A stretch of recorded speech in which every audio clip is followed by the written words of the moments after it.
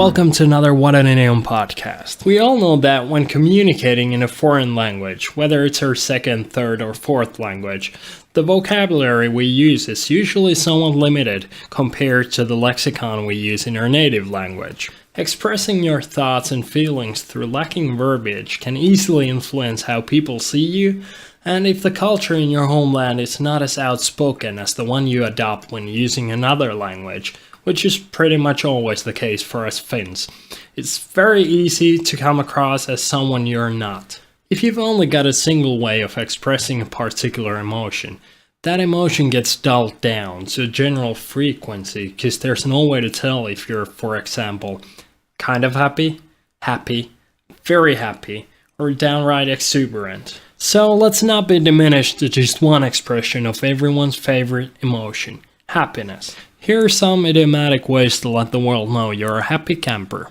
Well, there's a first. On cloud 9. Jenny finally found out she got that promotion, so she's on cloud 9 right now and wants to go out to celebrate. As you can probably guess from that example, someone who's on cloud 9 is very content, usually because something wonderful has happened. Finding the cloud that is definitely cloud number 9, not to mention actually reaching that cloud, seems like a misguided endeavor. But the figurative cloud 9 is a popular spot and a good way to describe happiness. Having a whale of a time. Did you hear about the road trip the guys took? I guess they had a whale of a time visiting all those places. You might have heard the phrase to have a grand time, so why not up to Annie with a whale of a time? Cause let's face it, whales are pretty grand. As a matter of fact, the blue whale is as grand as a creature gets on this planet of ours. Fair warning, this next phrase sounds kinda dirty, but I promise you it's really not. Tickled pink. My parents were tickled pink when they got your package. Most of us will probably change color from laughing if we're tickled long enough, in spite of our comfort or discomfort in the situation. That's the most likely explanation for this phrase, but no one has to actually be tickled in order to use it. And it certainly sounds more interesting than they were happy. Happy as a clam at high water. His vacation just started, so he's probably sitting in a hot tub at his summer cottage.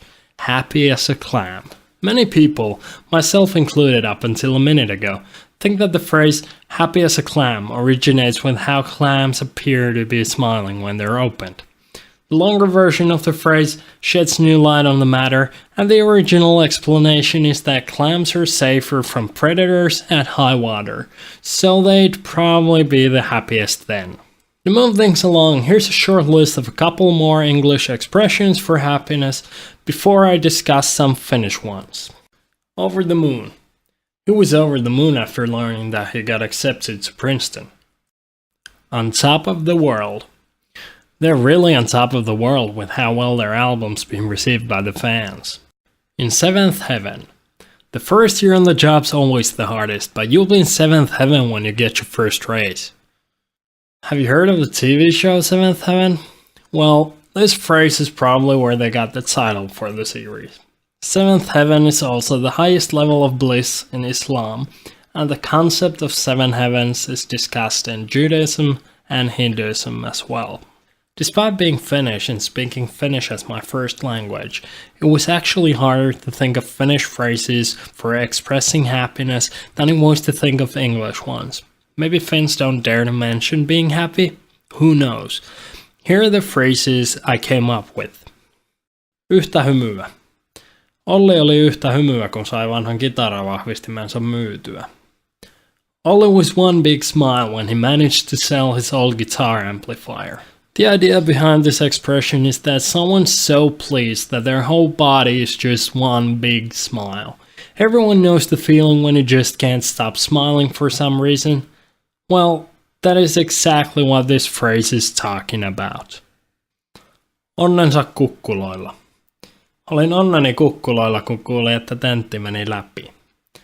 I was on the hills of my happiness when I heard that I passed the exam. So figuratively speaking, if your happiness is a physical location and has geographical features, the hills of your happiness would be the highest points there. Therefore, being in the hills of your happiness means that you're experiencing the highest highs the place can offer you. The logic is quite similar to many of the English phrases, such as on top of the world or over the moon. I'd love to provide you with more Finnish phrases on this subject, but I couldn't think of any or find any. So it really seems to be some sort of taboo in the Finnish culture. The old Finnish saying goes, "Kellä onni on, se onnen kätkeköön." One who has happiness or fortune should hide it. Apparently the whole nation has taken that advice. Fortunately, the English-speaking world had more to offer. Well, that's it for now. What an Idiom will be back in early April with a new blog and podcast, so stay tuned. Until then, toodles, see ya, and heipä hei.